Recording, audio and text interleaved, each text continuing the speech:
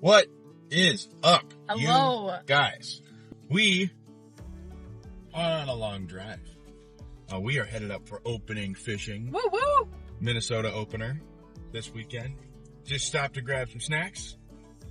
This weekend, I think we're going to go try for some northern, try for some bass. Whatever's biting. Potentially walleye could be involved. I would be elated if walleye were involved this weekend. I have no idea.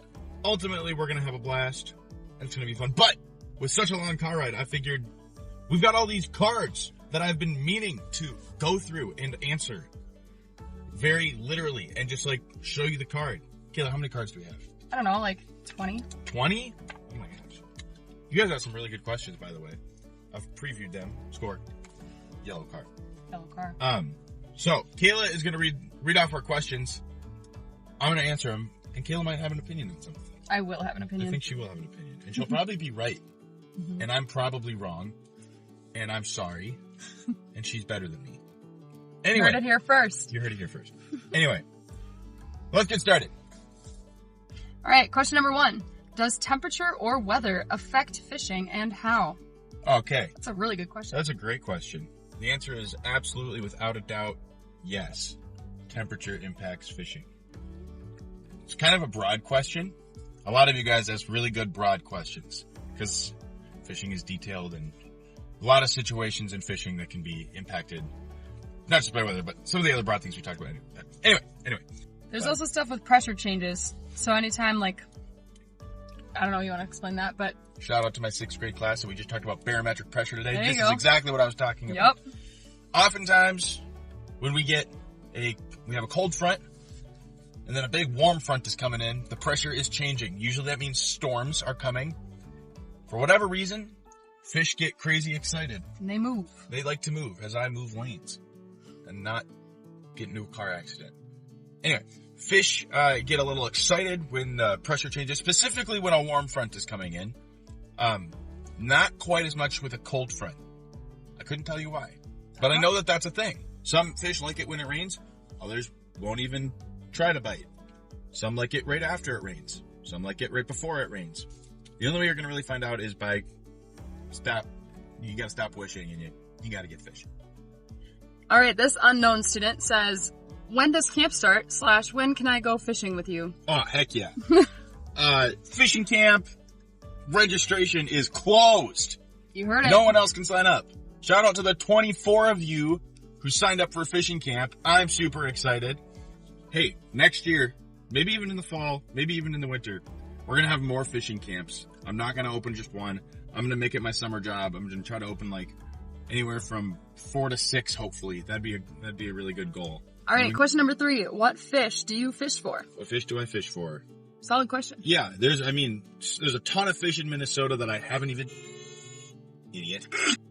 Ton of fish in Minnesota that I haven't even tried fishing for. Recently, my goal has been, I want to catch a 60-inch sturgeon, 50-inch muskie, 40-inch pike. Those are big goals. 30-inch walleye, and a 2-pound bluegill. Will this happen?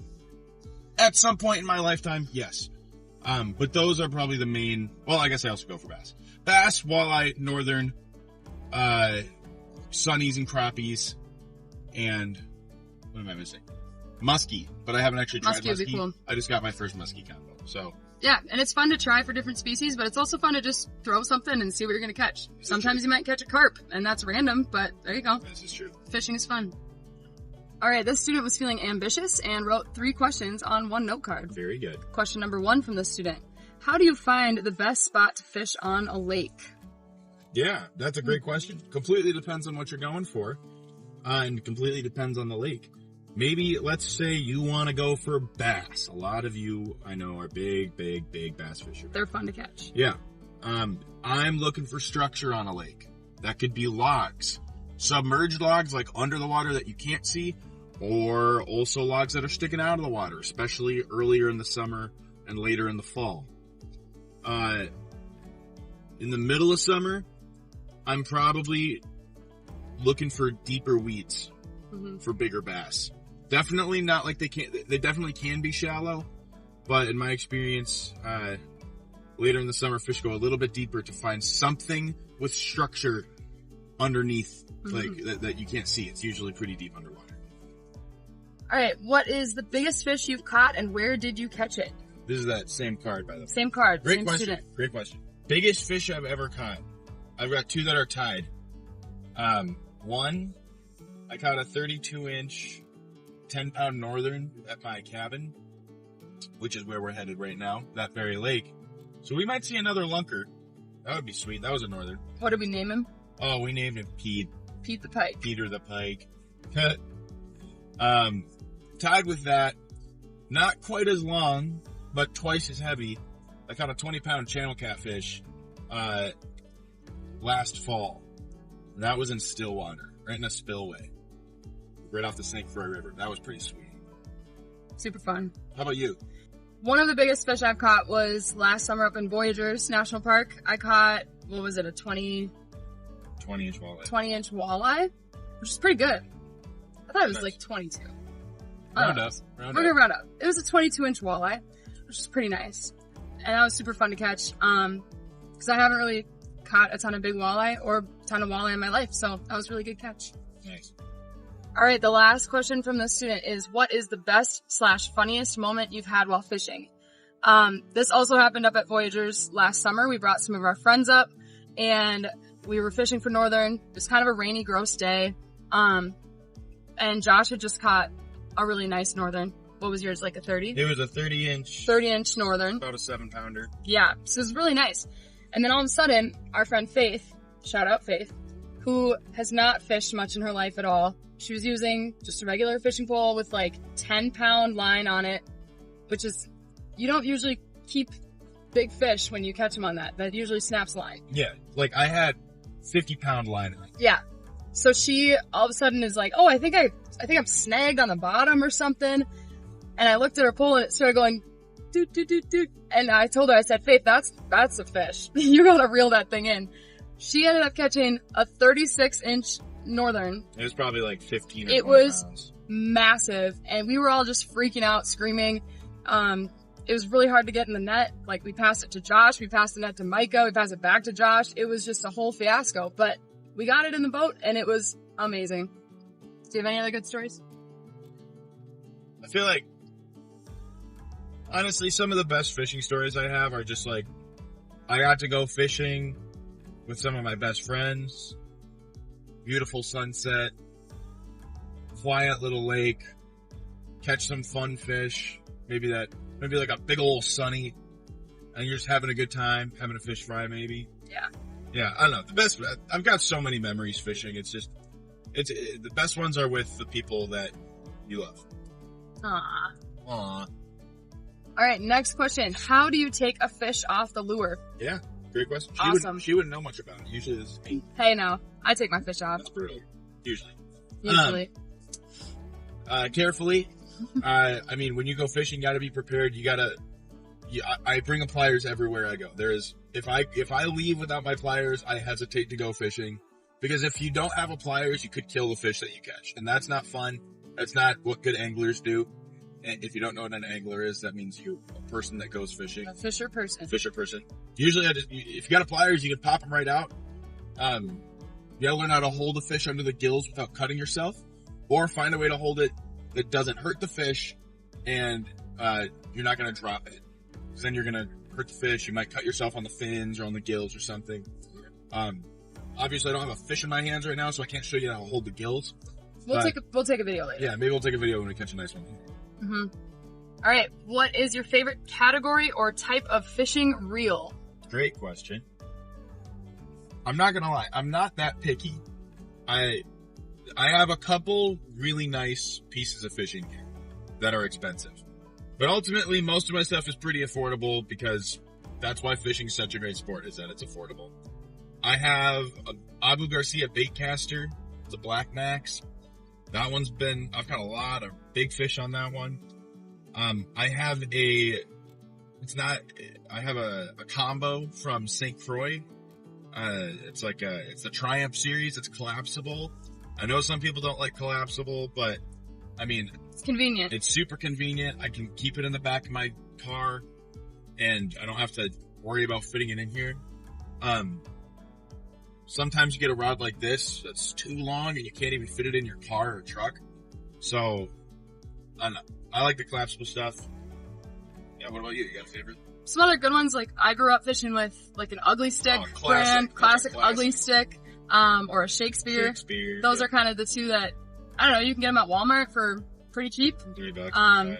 Yeah, and they do the job. They do a great job, and you don't need a lot of fancy stuff to go fishing. You just gotta have a combo, rod and reel, and you're good to go. And no, you don't need a boat. We're gonna be in a boat this weekend. You don't need a boat. Go watch my last video. We caught plenty of walleyes offshore. Yeah. All right, we got a couple more questions. What is the best bait for crappies? Yeah, great question. Very specific. I like it. I like the specificity. Wonderful. The best luck I've had for crappies is with live crappie minnows. You can use little fat heads. You can use rainbow minnows.